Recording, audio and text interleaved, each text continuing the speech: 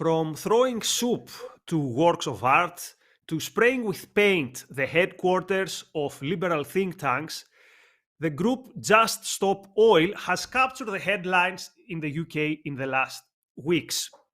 What is of interest is not only these novel forms of protest, but the positive reaction they got from significant parts of society.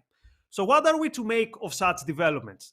Are we literally inviting barbarians at the gate? I'm Nikos, visiting fellow at the Ayn Rand Institute, and with me is Onkar Ghate, senior fellow and chief philosophy officer at the Ayn Rand Institute. Hi, Onkar. Hi, Nikos. So, Onkar, I will sum up what happened in the last weeks, and then I want a first comment from you, because this is something that we haven't seen in the past. So, towards the middle of October, we saw two young activists throwing soup to a very famous work of Van Gogh. And initially there was a shock, and initially there was condemnation in social media. But then some people started making some comments such as, look, the actual work of art was not harmed because there was glass. And then after 2-3 days, more and more people started saying, you know what, this was actually a very clever protest because A, nothing happened to the work of art, and B, today everyone is talking about it. Therefore, it is successful. But then, encouraged by this reaction, these protesters started following new forms of action. So, for example, going to Tufton Street 22, which is the headquarters of various, quote, climate change denial, which is actually means classical liberal think tanks like the Institute of Economic Affairs, and they were spraying it. Or they would go to some luxury shops and spray the shops, and also they went to some ministries, and they wanted to pass the message that we demand from the government to stop giving new licenses for the production of fossil fuels in the UK. Also, they disrupted the traffic in roads, and their protest resulted to some people not being able to reach their business, including actually some ambulances not being able to reach the hospitals. So I will try to make the best argument that has been made for the protesters, which is climate change is important. There was actually no violence towards any person. These were symbolic acts, and even the pieces of art were not damaged. And they will say, we actually appreciate art, but there will not be any art in a future where the earth is uninhabitable due to climate change. Therefore, we had to do something to get the attention, and we did this. No one got hurt. Therefore, this is a new era for activism. What's your comment on all this, Onkar? That it's evil. I find it outrageous, this form of protest and the reception. So you said, which I think unfortunately is true, that the protest has been effective in publicizing their cause and their claims. I think on Twitter, the video has 7+ million views. So in that sense, it has been successful, but I view that as it's an evil action and an evil cause has been successful. The idea that it's no one's been harmed. Well, what counts as harm? You brought up for some of the other protests, people having difficulty getting to the hospital. They're driving, one of the videos, whether this is true or not, but they're claiming, look, there's a sick person in the car. They're trying to drive them to the doctor or hospital, and they can't get through. That doesn't count as a harm?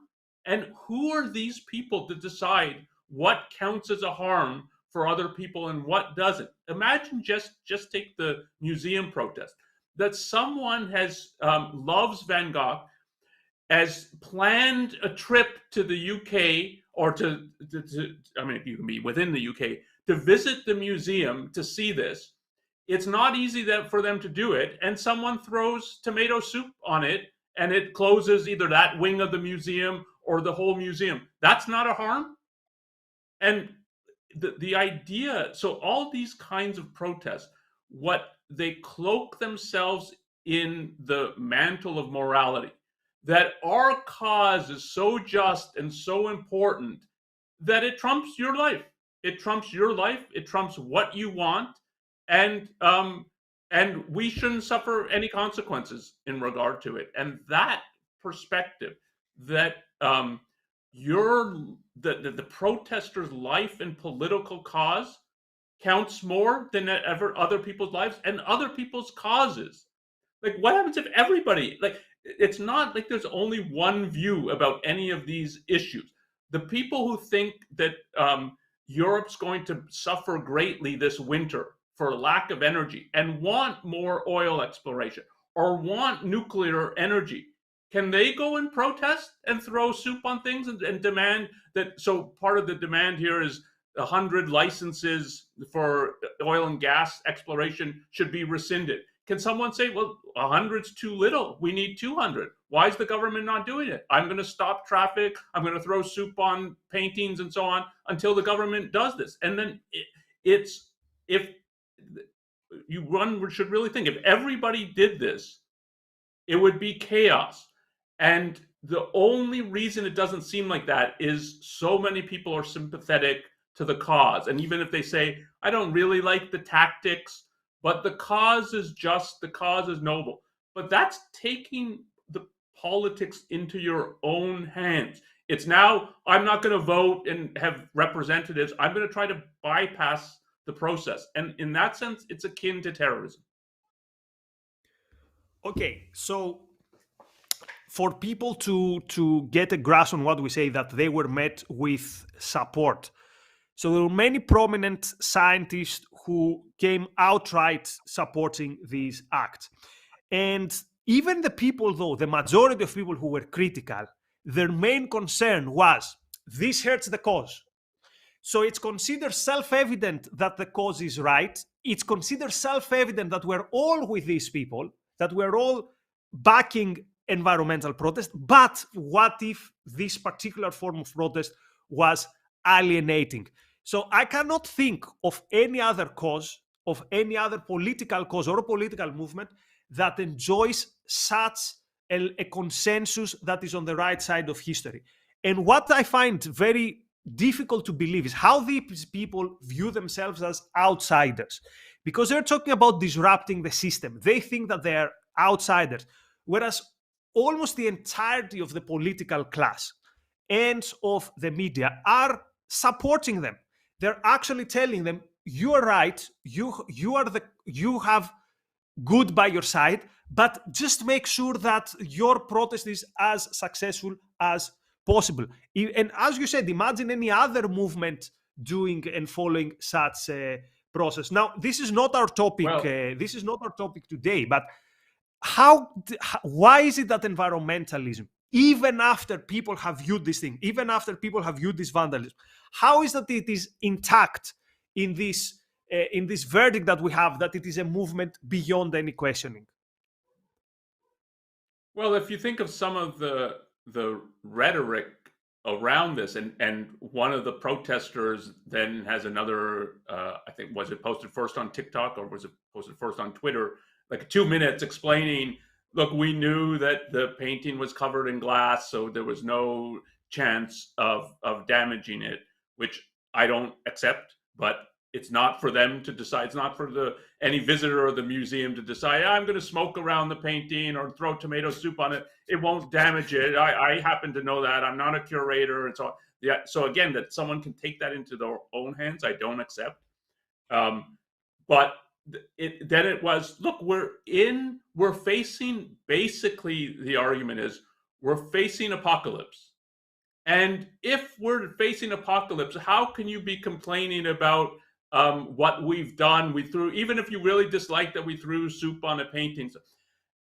If you think we're facing apocalypse, like, if you could get yourself into that mental space, then it's more understandable that they'll think, like, we have to basically do anything till people wake up and face the fact that we're facing an apocalypse. But that is, I view this talk of apocalypse like a religion that thinks we're at the end of days.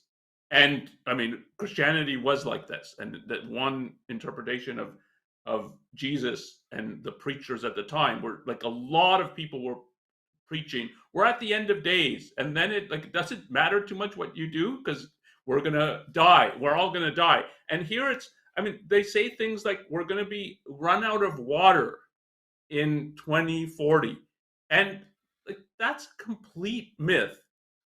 I almost feel sorry for these people, in that it's such an indictment of their educational system that they can believe these kinds of things, and that like the Earth's never been warmer, and really there was no water when the Earth was warmer. If you go through the millions of years of the Earth's history and so on, temperatures fluctuated, and really there was no water.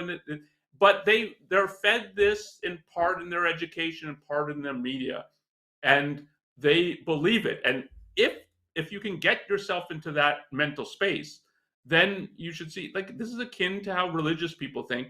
And does anything detract them if they're committed to this cause in a with a religious fervor? And I think no, the answer. And there are two more issues on this religious fervor that you mentioned. The first is that I encourage people to go and follow Just Stop Oil on Twitter. You will see some points of view and some claims that the only way I can describe him is Alex Jones' level of conspiracy theory.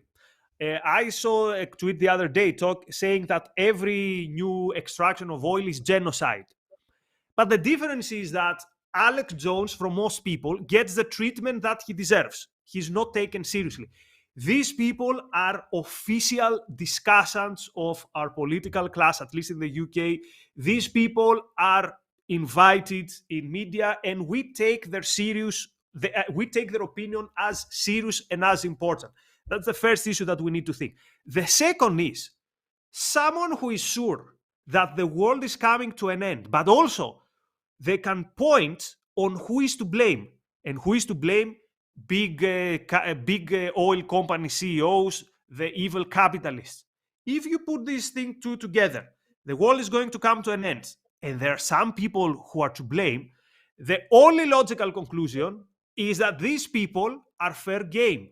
There's an open season for these people. And we have already seen CEOs being targeted. We have already seen headquarters of companies being targeted. And my gloomy prediction is that we're not that far away from attacking being directly violent, indirectly attacking people. Again, because they are convinced that there's this disaster coming and we can point who is to blame. And the whole narrative of our time is to blame for that. Everyone agrees and nods when they say, yeah, obviously oil executives are evil, capitalists are evil. So now these useful idiots come and say, since they're evil and since they're bringing this disaster, we'll take it upon ourselves to do something. So am I too dramatic when I worry that they might actually turn more violent? I don't think so. And I think if you listen to them, it's that what they say is, we will escalate our protest until we get our way. And that's why I said, like, it's akin to terrorism. It's, we're gonna maybe we'll start with this, but we're gonna keep going, and we're gonna escalate until politically people do what we say they should be doing. And it's, you have to take that seriously. It's maybe not, some of them might say, no, now this is going too far. It's okay to do more like a stunt of throwing tomato soup and so on. But when we go start intimidating people or going to their personal residences, I'm uncomfortable with that. But there will be a class of people, and particularly because what you're dealing with is a religious mentality, who will say, no, we have to do whatever is necessary to fulfill this grand cause that we're all a part of. And in that context and in that kind of climate, I think you have to be worried. And I think the police should be worried and should be tracking some of these groups, because they're open about it. Like, we're going to keep going until people vote for the politician. We want to vote. This is not at all a freedom respecting, thinking themselves as part of a democracy. I need to convince voters and so on. This is when they talk about direct action, part of what that means and part of what they say is we're bypassing the issue of convincing people. And that again is what makes it akin to terrorism. We're going to make your life uncomfortable enough that you'll give in. And whether it's stopping traffic, whether it's going around and vandalizing museums and so on, we're going to make life uncomfortable such that to get rid of us, you're going to change your policy. And that is evil to do that in a semi-free country to do that. Today yesterday actually, they came up with an announcement that says that we are pausing because we want to give the government time to think. By the way, this sounds like an ultimatum of a kidnapper or something. But anyway, the most interesting thing after that is, and we're pausing till Friday. So this is the ultimatum, that you have 4 days to think what we told you to think. And if you don't do what we tell you, then we will proceed. And again, some people might watch this and say, come on, guys, you might be a bit hyperbolic. Actually, the other day, Just Stop Oil on Twitter, they had a poll on who should be their next target. And they included the name of some politicians, the name of a minister. So we are in a country in the UK where the police can knock on your door for an offensive tweet. And of course, they shouldn't. The people should have freedom of speech. But this is a direct threat. When you put on Twitter a poll that says, shall I go to Nikos or to Onkar to disrupt their life? This is scary. I feel threatened. I might feel threatened. And no one should have to balance, are they going to do it? Are they not going to do it? Are they dangerous? Are they not dangerous? So the one thing here is the thuggery of openly announcing that we're coming for you. But the second is that they enjoy this privileged support, this privileged treatment. They enjoy this almost, they can get away with it. And I'm trying to think what is the best way to deal with it. Because if you tell to the police, go crush them, one might say this is exactly what they want, what the activists want. They want to appear as we are the martyrs and we are young idealistic kids and the police is coming after us. If no one does anything, they now become more and more and more confident that they can get away with intimidating people. So first of all, why do they get away with it? We've seen people get cancelled from Twitter for way less. And B, what would be the proper approach to deal with them? Be very strict with the risk of making them martyrs? I think it is being very strict. We've had some previous podcast episodes on more generally the issue of protest and that there isn't a right to protest. So I would be much more strict, not just with these protesters, but with protests in general. I think the way people think about, protests are part of a free society, so is mistaken. There's something to that idea but not when you protest and disrupt other people's lives and property and interfere with other people's rights, including their right of way in public, like public roads that you can't get to a hospital and so on. That is not a legitimate form of protest. And I think the police should stop this, but across the board, it doesn't matter what cause you're protesting about. You should not be able to do these things. And so this goes up why they get away with it. And I think the media should treat it in the way, so sometimes when you've got, say, a school shooting, or in the US, we have these all the time, a shooting, like the shooting in Las Vegas, and they think the person's doing it in part for publicity. And even if they're killed or kill themselves, they want their name to be like everybody knows. And I understand the news broadcast who they might say the name once and then they stop saying that. They're not giving the people this person the publicity that he seemed to have wanted. And I think it's the same for when you have protests that are disruptive like this. And we can talk about the issue of civil rights, because they invoke some, like, we're in the tradition of this. They are not in the tradition of that. And I think it's so the police should deal with it, and the media should not publicize this. They should not be given the publicity that they're after. And if you had that combination, it would make it much less likely that people would do this, because it would not prove effective. But right now, I mean, I'm sure they're cooking up more stunts, because their view is this, stunts and worse, because their view is this worked. And Onkar, last year, you and me, we talked together a course called The Road to Critical Race Theory, where we discussed many movements of the left from 1945 till our days. And we saw how that slippery slope from doing some stunts to actually getting to violence. We saw, for example, many of the movements of the new left, where there was this trend that they started by, quote, symbolic actions. Such as, let's say, a protest. Then the symbolic action became, we just put a fire in a commercial store because it's symbolic against commercialism. Or then we put a bomb in a military base, symbolic against the Vietnam War. And it quickly escalated to violence. And why? Because in every symbolic action, you had people nodding and saying, yes, you have a point, and there's something to it. Now, something I want to make clear to our audience, because again, you could say, you say that people sanction them, but come on, who are these people who sanction them?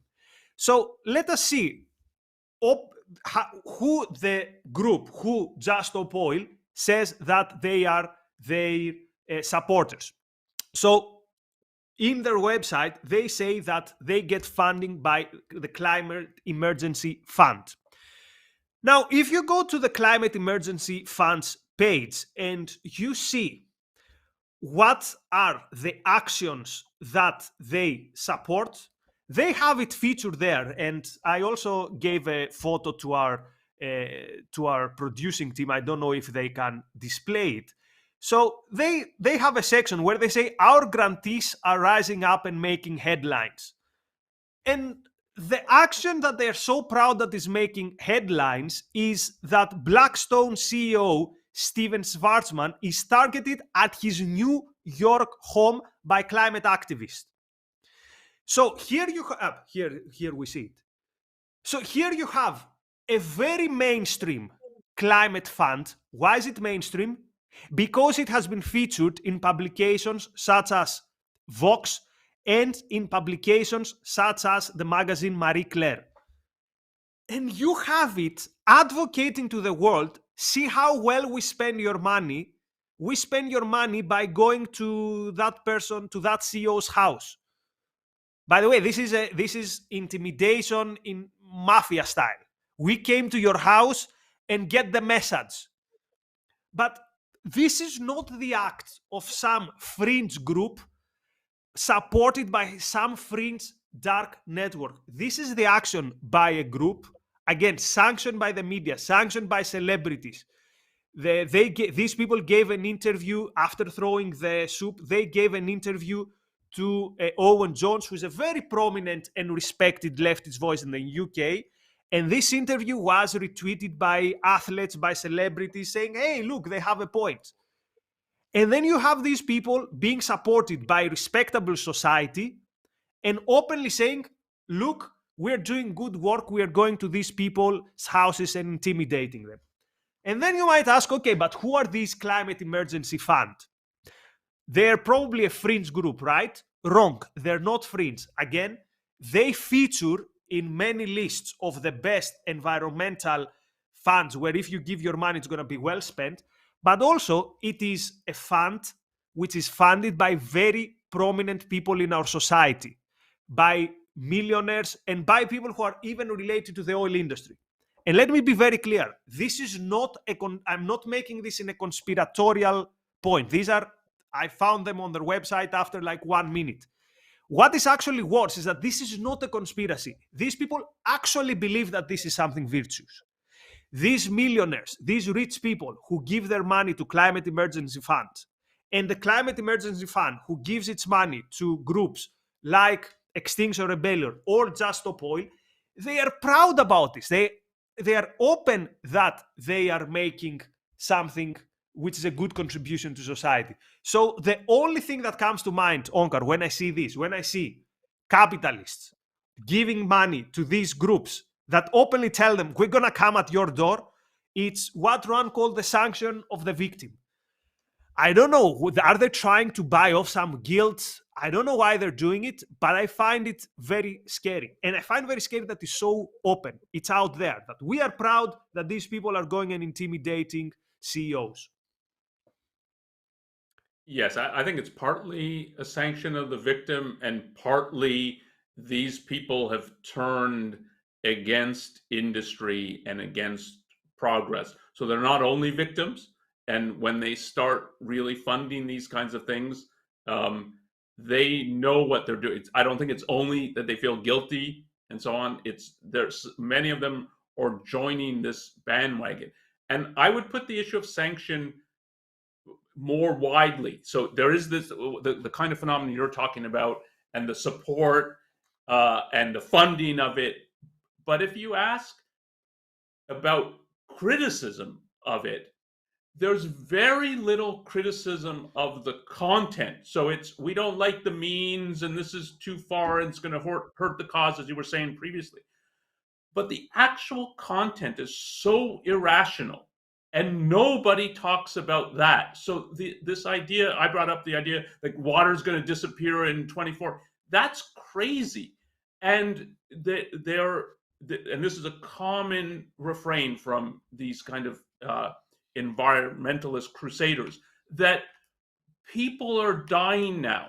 We're literally, if you look at the state of the globe, there's never been more human beings living in a more prosperous way than today. Like literally today, there's billions of people on the planet, and the standard of living, the average standard of living has risen. So we're living at the most prosperous time, and you have people coming out of schools telling you, look, people are dying, and in 2040 we're going to have no water, and we're going to die of drought, and they say we're going to have no crops, and so on. This is all crazy. This is all what a religion looks like. There's not any basis for this, and nobody pushes back against this. Or to take some more concrete kinds of things, they make the claims that the oil industry is subsidized. So and that's why it's so big and so on.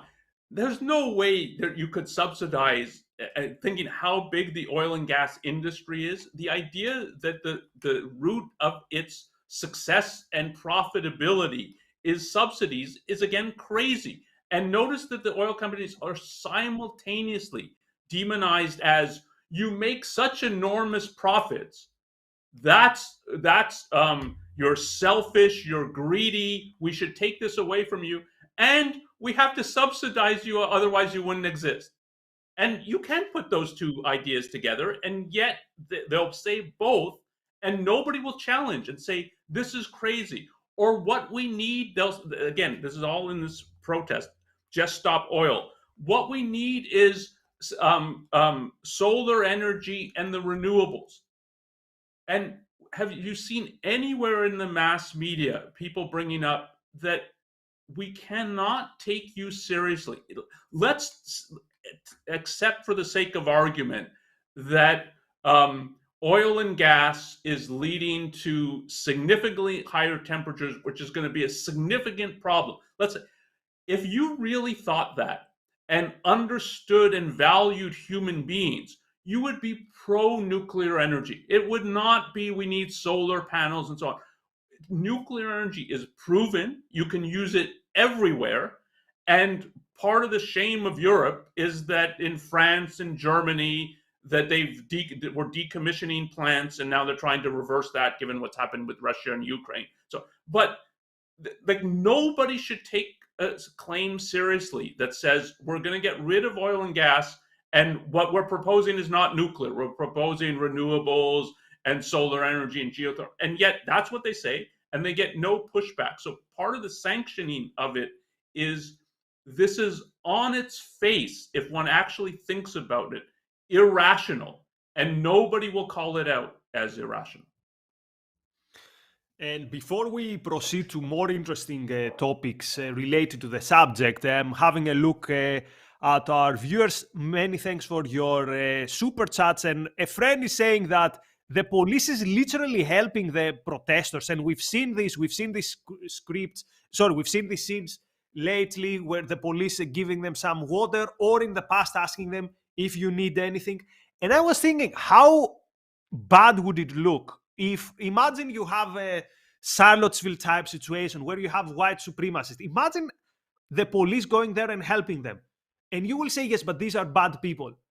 But what about the people who want to take away the most crucial source for billions of people's livelihood, which is energy? These people want to take away cheap, reliable, and effective forms of energy. Not even to mention about the developing world. In the UK, 50% of energy's production, not consumption, production, because consumption is even bigger, comes from fossil fuels. Can you imagine what would be the catastrophe if we take this away? Or in the UK, 7 million households, according to some research, live in energy poverty. Can you imagine what would happen if, in adding to this, to how expensive energy is at the moment, we would take away the cheapest and most reliable sources of energy? So what is our moral evaluation of someone who wants to take this away? In my code, these people are really, really bad. And I would put them in the same category as other type of movements that most of us would agree are reprehensible and shouldn't have any sympathy. And yet they have all the sympathy in the world. And another friend is asking, who are these people that I compare to Alex Jones? Just Stop Oil. It's the Just Stop Oil, the group that is behind these protests. And when I say that these people are discussants of the political class, Extinction Rebellion have been considered reliable source and reliable discussants on this issue. And Greta Thunberg has been invited by Michael Gove, supposedly the free marketeer, has been invited to discuss environmental issues. So these are the people with whom the government, the conservative government, is sanctioning, and these are the people who they consider as serious discussants. Onkar, any comment on any on this, or shall I proceed on my next question to you? I want to say just a word about the issue of the police. This is certainly true in the US, and my guess is it's true in the UK. The police don't know what to do. And they're given conflicting orders. And this is the wider issue of, if you think that there's a right to protest, and if you tell the police, look, citizens have a right to protest, you're then, as a police force and as a police man or woman, you're supposed to protect that right. So what you do see is police helping protesters and sometimes giving them water and so on. And when you have counter protests, the police are supposed to keep them. Yeah, they should be able to sort of shout at each other and so on, but keep them so it doesn't come to blows and so on. This is what happened in Charlottesville. The policeman who died was in a helicopter, and they're sort of monitoring it because supposedly what their job is to allow the protest to continue, but not to allow it to get out of hand. And it already is out of hand when you have people marching around with placards and this. That's what should not be allowed. But if it's allowed, then the police their orders in effect are to help make this happen. That is to protect people's right to protest. And you put police in a no-win situation. If they allow too much and it gets out of hand, then it's, and there's investigations, you're like, why did you allow it to get out of hand? If they crack down too early, then it's like, why did you not allow people to protest and so on? And it's an impossible situation. So I don't not view like the primary culprit here, the police. They're not a culprit. They're given impossible orders. They are in an impossible situation. So, Onkar, one last issue I want to bring to put on the table. So it's not the first time in history that we have seen the environmental movement becoming disruptive / violent. There's a difference, though, that the parts of the environmental movement that was violent in the early 80s were, for example, the primitivist group Earth First. Or later, we had the Earth Liberation Front and the Animal Liberation Front. Very violent groups when it comes to, they would call it non-violence because it's to violence to property. But before 9/11, the record for the most costly attack when it comes to damages in the US was of the radical environmental movement. The thing, though, is that one could see this and say, look, these people were always outsiders.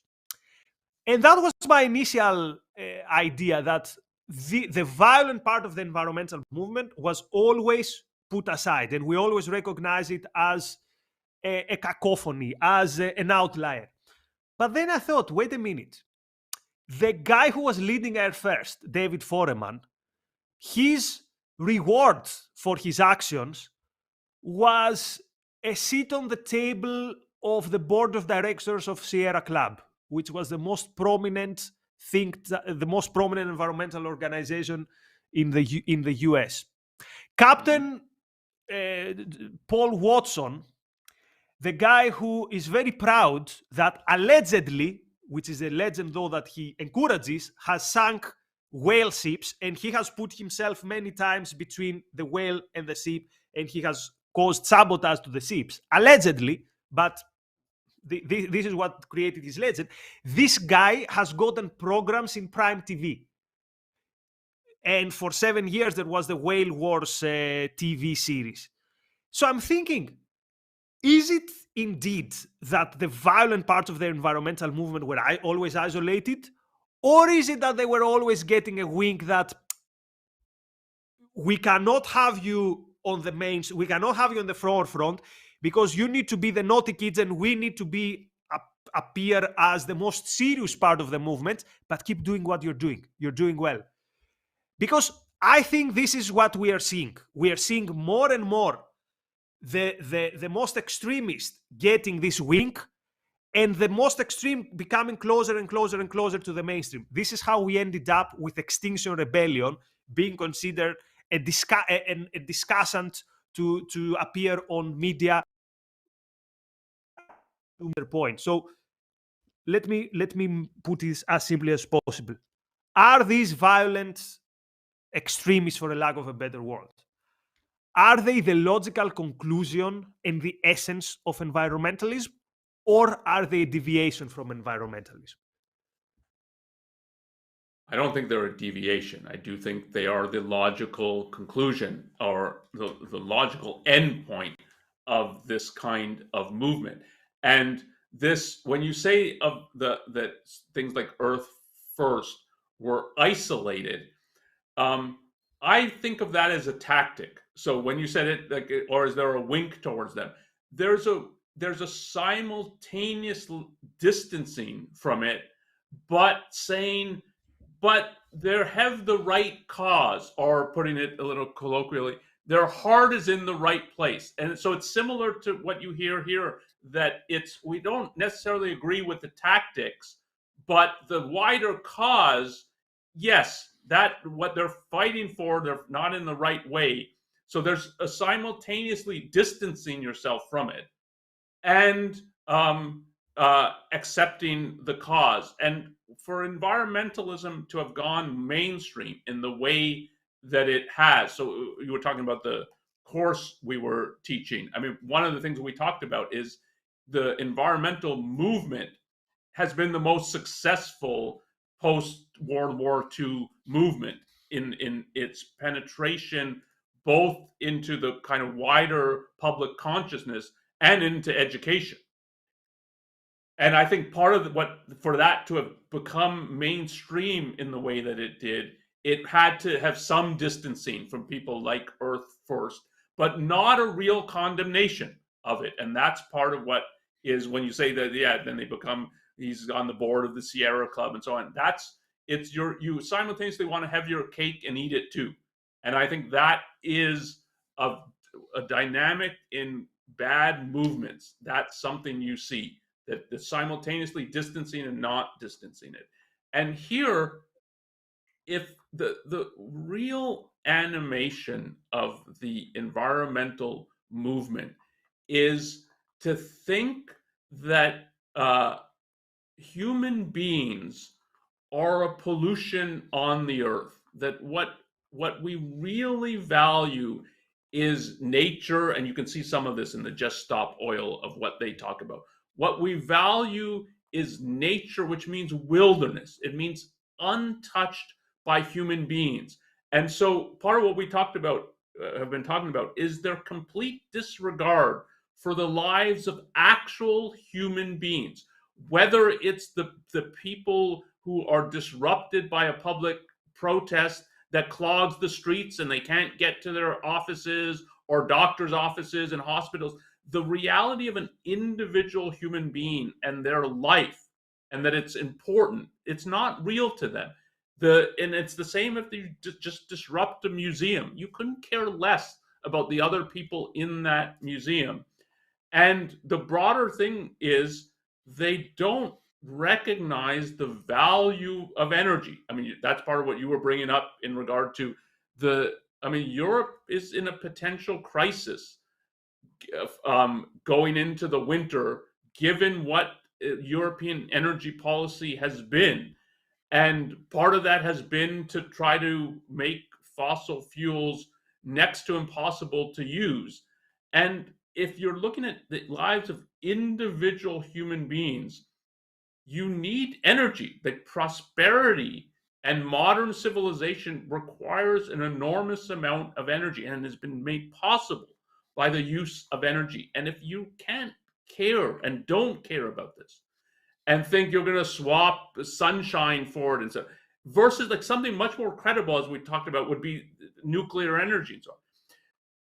Then the lives of individual human beings is not real to you. What's real to you is we're trying to get back to nature, which was one of the slogans, which is get back to wilderness. And that is, if you take that seriously as a goal, what it means is we have to radically reduce human population, if not get rid of it as such. And the only way you can do that is through force and coercion. And that's what they will resort to. And that you can see in this, like it's the zeal of the religious is, we've got our faith, to hell what you think, and to hell with your life, we're going to push it through. And that is a recipe that what you're going to get is a resort to force. And you're already seen it. So it's not true that these protests aren't using force. They may not have killed somebody, but they're certainly using force. And what amount of soul-searching leftists should do, that they are now fellow travelers with people who think that the population of the earth needs to be significantly diminished. Why am I saying this? Because one of the first critics of Malthus, who was the person who made popular the idea that we haven't got enough sources, was Marx. And 150 years later, you find leftists hand in hand with Malthusians, if not leftists being the best Malthusians. Again, a big thank you to our super chatters. Thank you for your kind words. Why can't industry transform the energy needs instead of politics? I don't understand really the question. If you want to reframe it, that would be good. Another friend says that one of the reasons why and the reason that subsidies are okay and are considered politically popular is so that we can subsidize wind and solar. And this is true, actually, that the reason that wind and solar manage to have the limited effect that they have today, even that limited effect, is mostly through subsidies. And when people talk about subsidizing oil and fossil fuels, keep in mind that these subsidies mostly take place in places otherwise elsewhere and not in the West. We're talking about places like Venezuela or places like the countries in the Gulf. This is where mostly you will find subsidies to fossil fuel. So again, the protest against subsidies to fossil fuels are misplaced, to say the least. So, and one last point, Onkar, and I mentioned what I want to mention, but at some point you said that someone is going to bring up something like the honorable and virtuous civil rights campaign, where people were in the streets, where people were engaging in civil disobedience, and where people were saying, I know I might get arrested, but here is a very serious and very important mission and very important injustice that needs to be corrected. And I'm going to protest and I'm going to get arrested. And a lot of these people today, they see themselves as the heirs of the suffragettes, as the heirs of the civil rights movement. Is there something to the way they view themselves? No. And it's important that one understand that the answer is no. It is one thing to engage in civil disobedience when you're protesting an unjust law and are willing to take the consequences. You're showcasing the unjustness of the law, and you're expecting people, the citizens of the country, to see, yeah, really, where the police are descending on these people, and we've got a law on the books that says this. So if you think of it in the US context, it's you're disenfranchising blacks and other colored people. They're not equal citizens. And that they will protest that, and that Martin Luther King protested that, is a form of showcasing these laws are unjust and should be stricken down. He's put in jail and is willing to bear the consequences to showcase the injustice. And particularly in this case, it's laws that are disenfranchising these people so that it's either impossible or very difficult to vote. So part of the protests were about voter registration and so on, that you can't tell these people, look, settle the issue at the ballot box. Their whole complaint, and legitimate complaint, is we can't resort to the ballot box because you've taken the vote away from us. So that's a radically different context than these people, these protesters. They can vote. You can form political parties, support candidates. So part of the complaint is, and if you watch the video, is we don't like what the elected officials are doing. Yeah, we'll form another party and vote and campaign for candidates that you want, but don't resort to interfering with other people's lives because you don't like how they voted. That is a form of intimidation of people who were exercising the franchise.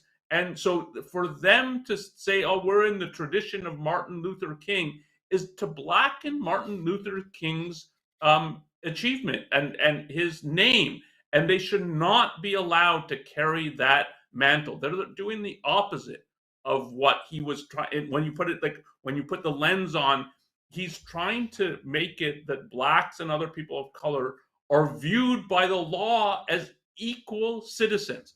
And this is not what these people are putting themselves above everybody else. And our views count more than anyone else's views. And that's the opposite of what was done in the US civil rights movement. And environmentalism has always been a movement against the many, against the needs of people to have cheap energy, to have material abundance. And this is why some years ago they were mostly targeting, for example, budget airlines. So how dare working class people travel to Mallorca or to Crete? Do they really need these holidays? Okay, one last question.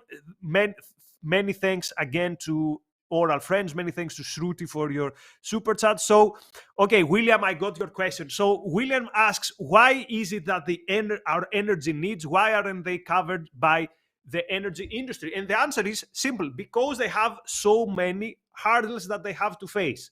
how easy it is today to open a nuclear factory, how easy it is today to engage in fracking.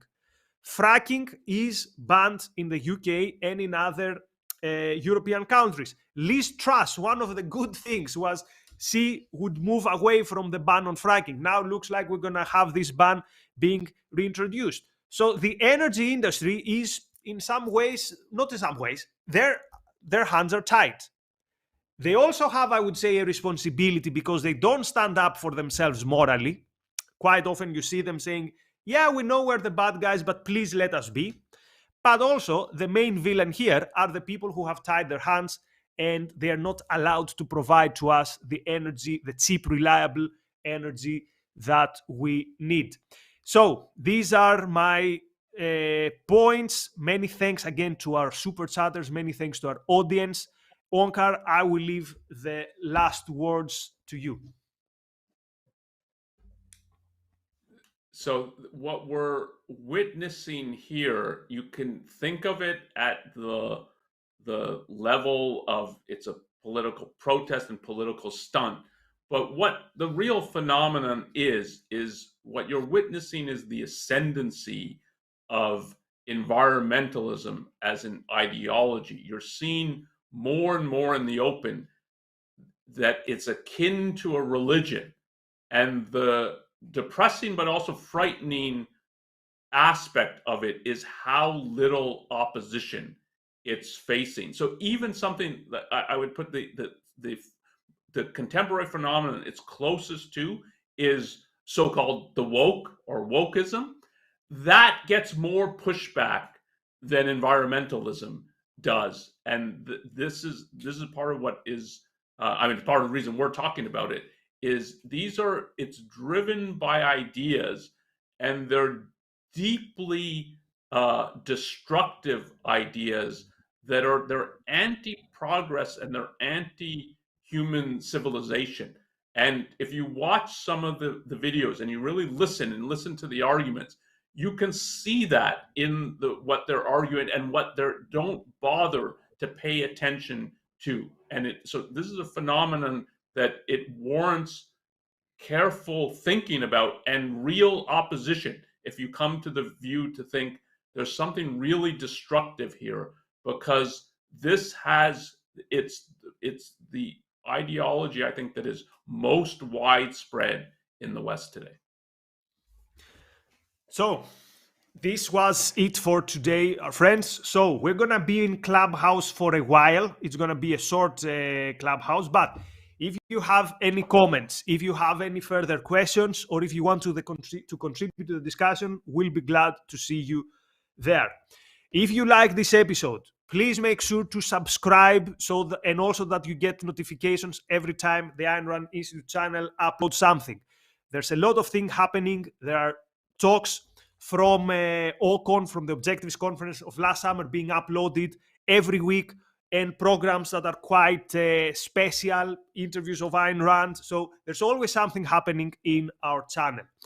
Also, make sure that you can send us questions and suggestions about future episodes. Is there a topic that you would want to see covered by our intellectual? Make sure that you send us a suggestion. You're going to see the email there, newideal@aynrand.org.